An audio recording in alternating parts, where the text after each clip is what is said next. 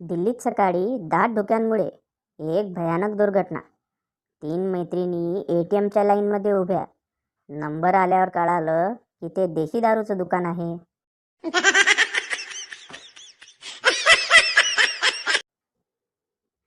तुझ्या प्रेमाच्या सावलीनं मी इतका तहानलेला झालो. वाह वाह.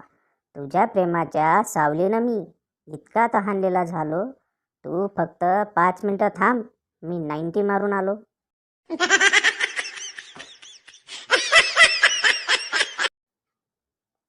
ऑनलाईन भांडणात तोच जिंकतो ज्याचा टायपिंगचा स्पीड जास्त असतो.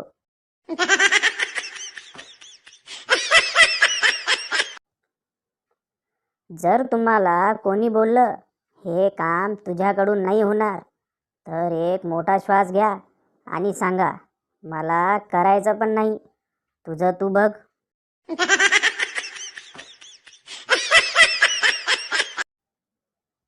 बायको, तुम्ही गोव्याला जाताना मला का घेऊन जात नाही? नवरा, अगं पागल, हॉटेलमध्ये जाताना कोणी डबा घेऊन जातं का?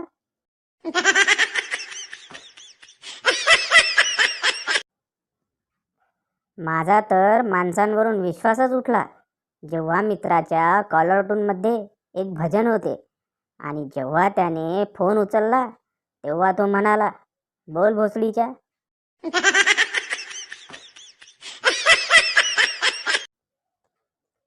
एका रात्री सामसूम रस्त्यावर मुलगा आणि मुलगी दोघेही बाईकवरून जात होते. मुलाने बाईक थांबवली, मुलीला उतरवले, तिचा हात पकडला न मुलगी लाजली. मुलगा म्हणाला, चल धक्का मार, पेट्रोल संपले.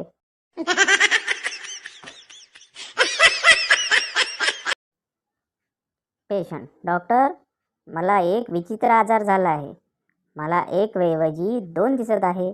डॉक्टर, घाबरू नका, आधी मला सांगा, तुम्हा चौघांना एकच आजार आहे का?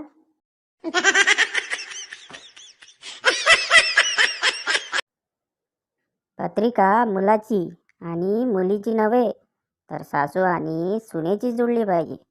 संसार सुखाचाच होईल. मुलगा कोणत्याही परिस्थितीत जुळवून घेतो बिचारा.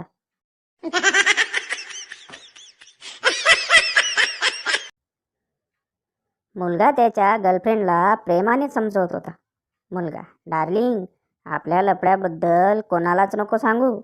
मुलगी, तुझ्या बहिणीला तर जरूर सांगेल. मुलगा, अरे तिला कशाला? मुलगी, शहाणी बोलायची, कोणी हरामीच असेल जो तुझ्यावर प्रेम करेल.